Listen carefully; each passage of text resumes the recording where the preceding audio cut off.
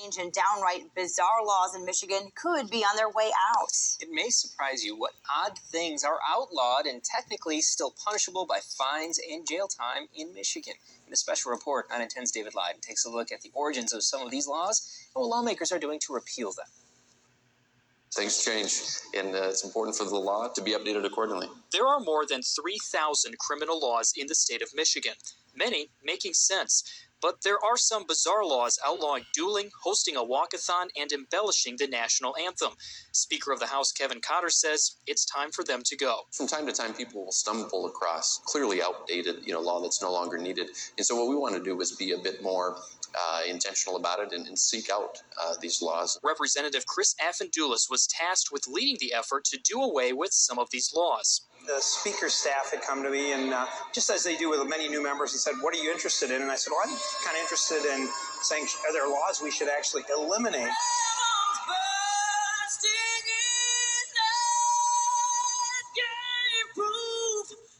So what about that law against embellishing the national anthem? Breaking it carries 90 days in jail and a $500 fine. The law related to how the national anthem is performed was passed shortly after it became the official anthem of the country. People felt that you really had to be respectful. It's a law broken just about every time the anthem is performed, but we couldn't find records of anyone ever being arrested. Have you ever performed the national anthem before? Yeah, I have. But sometimes a different arrangement? Sometimes a different arrangement, but yes, it's usually one verse, yeah. What if I told you it was illegal to perform just one verse of the national anthem and embellish it in any way?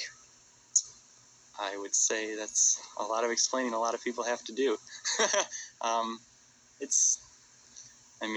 I can understand where it's coming from due to traditional stuff and for our country or whatever, but it seems kind of crazy. On to the law that prohibits hosting a triathlon or even walkathons. Again, punishable by 90 days in jail. It was the movie industry that actually wanted people to be going to the cinema rather than being in dance contests, and they helped push this through the legislature back in the 1930s. We found, once again, this law has been ignored for years. Have you ladies ever participated in a triathlon or a walkathon or some sort of race to raise money for cancer? Life for life. Yeah, I've done a 5K, in Colorado. Okay, and you guys enjoy that? Can you tell me about that experience? Yeah, I think it's rewarding. I mean, I don't know, you're just giving back. You're not doing a lot to give back, and it's a good cause. What if I told you that was a misdemeanor in the state of Michigan still? I don't know. How? It is still a misdemeanor, and you could be jailed for 90 days for doing that still in the state of Michigan. I wouldn't believe you. And one more law you probably didn't know about. Any able-bodied man over the age of 18 is required to assist the DNR if asked. But in the day of water brigades, bucket brigades... That's still legal in the U.S. state.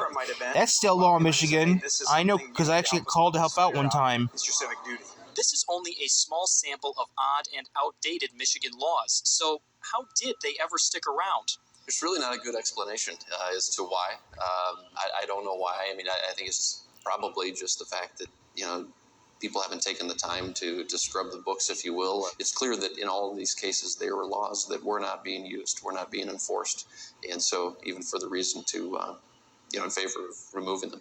The bill repealing these laws easily passed the House back in August and is now in the Senate where it's expected to pass. When the governor signs the bill, the laws will officially be off the books. In Lansing, David Lyden, 9 on 10 News at 6.